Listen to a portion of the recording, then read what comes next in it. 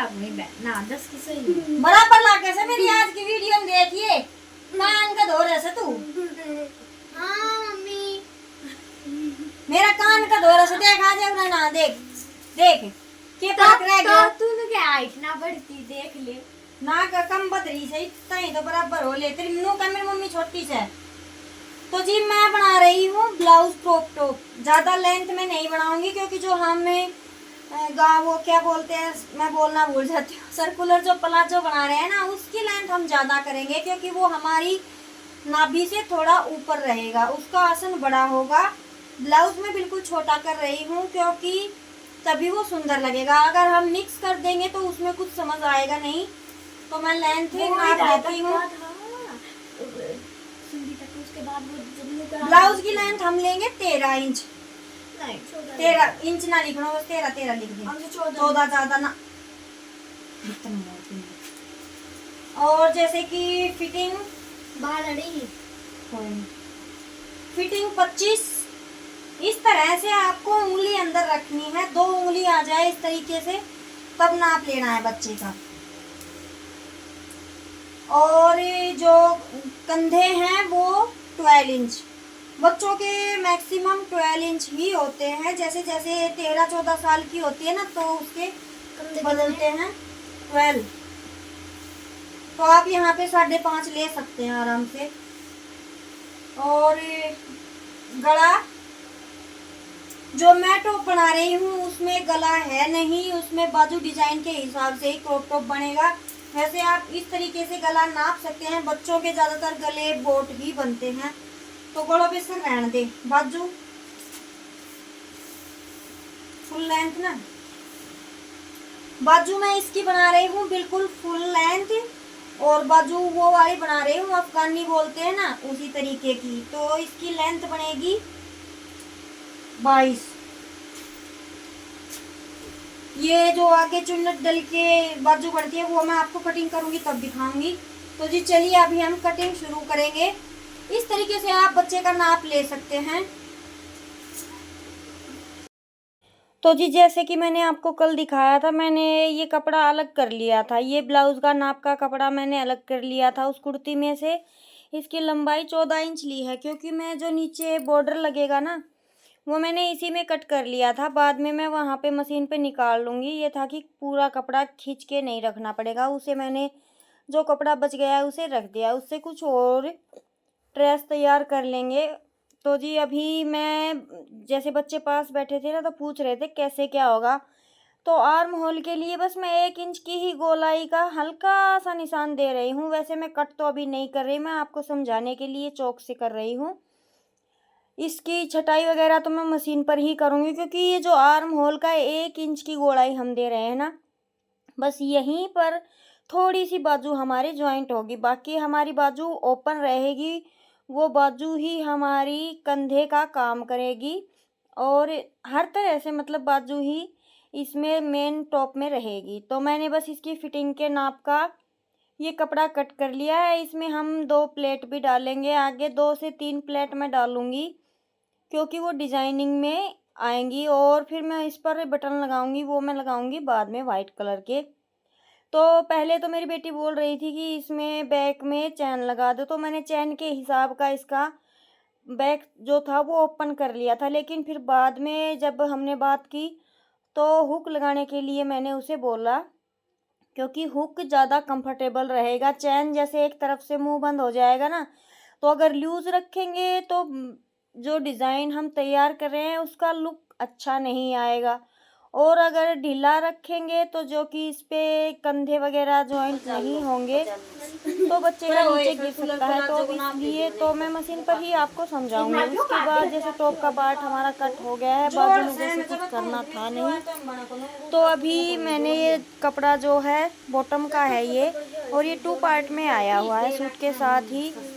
तो अभी मैं पहले एक पैर का जो प्लाजो है वो मैं कट करके दिखा रही हूँ। तो इसे हम ट्रायंगल में फोल्ड कर लेंगे और लेंथ के हिसाब से हम किसी भी कोने से, या तो मैं इस तरफ खड़ी हूँ जो कोना हमारा नीचे की तरफ लटक रहा है, आप इस तरफ से कटिंग कर सकते हैं अपना आसन या उस तरफ से। तो मैं उस तरफ से करूँगी क्योंकि जहाँ पे मेरी मशीन रखी हुई है वहाँ पे कूलर चल रहा है, तो मैं वहाँ पे नहीं दिखा पाती अभी, लेकिन आज मुझे यहीं पर कट करना होगा। तो मैंने मेरी बेटी की बिल्कुल फिटिंग ले ली है, जैसे कि कुर्ती की फिटिंग 25 थी उसी तरीके से प्लाजो की भी 25 फिटिंग ही ली है, बिल्कुल फिटिंग का ही बनेगा। और इसका आसन थोड़ा लंबा होगा क्योंकि ये नाभि से ऊपर डाला जाएगा, और ब्लाउज़ होगा थोड़ा सा छोटा। ब्लाउज़ में और पैंट में सिर्फ 1.5 से 2 इंच का गैप ही होगा, और आप अपने अकॉर्डिंग कर सकते हैं भाई, शहरों में गाँव में थोड़ा इतना अंतर तो होता ही है। और लेंथ फिर हम जैसे नॉर्मल अपना प्लाजो कट करते हैं उसी तरीके से कट करेंगे, बस इसमें आसन का ही मेन है। तो मैंने लेंथ ले ली है, मेरी बेटी की लेंथ आई है 35 इंच की प्लाजो, और मैं ये प्लाजो कट कर रही थी ना तभी लगा कि जैसे बेटी बड़ी हो रही है, क्योंकि 35-36 इंच का ही हम भी डालते हैं, क्योंकि हम पेट पर नहीं बांधते हैं बॉटम ज़्यादा, तो इस वजह से।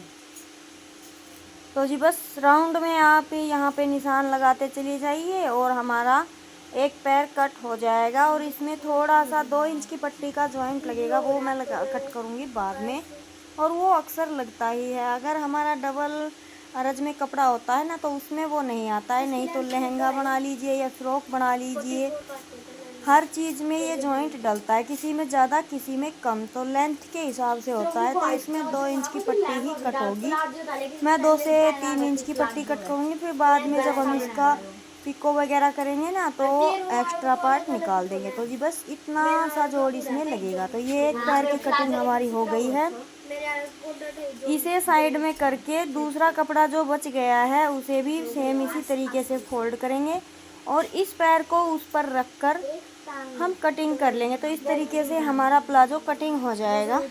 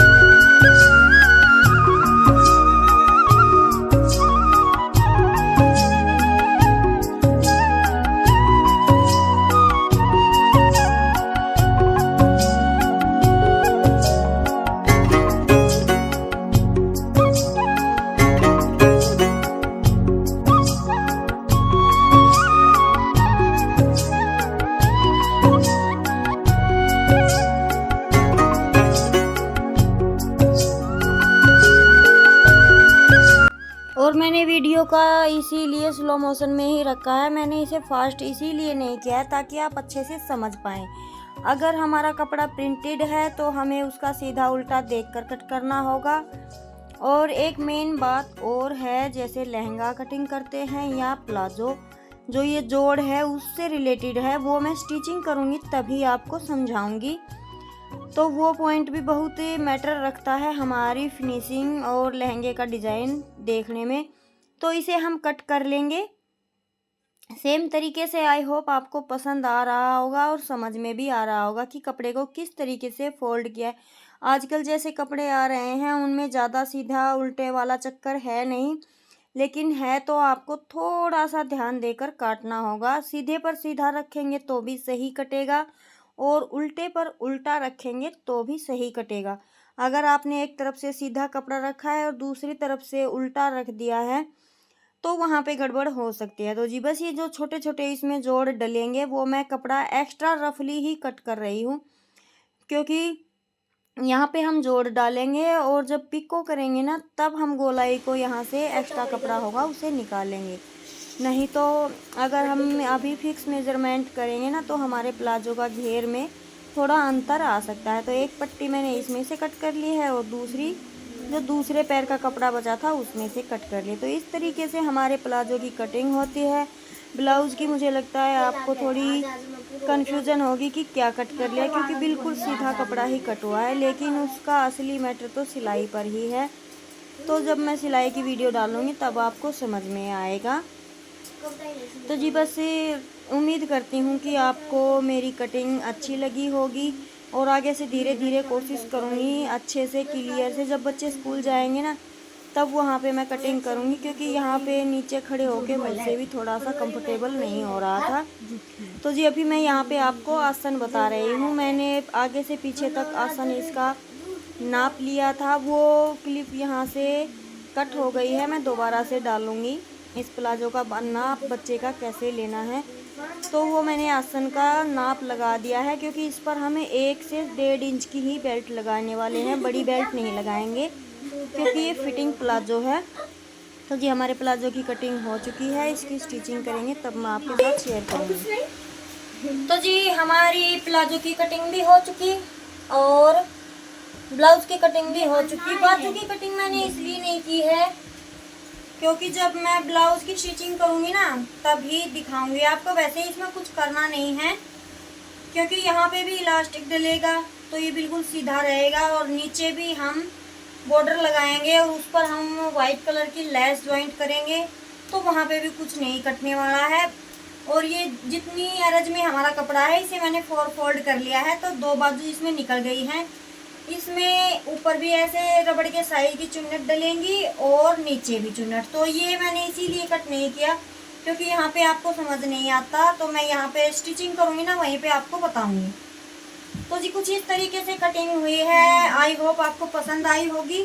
स्टिचिंग मैं आपको दिखाऊंगी दूसरी वीडियो में। मिलते हैं दूसरी वीडियो में, बाय।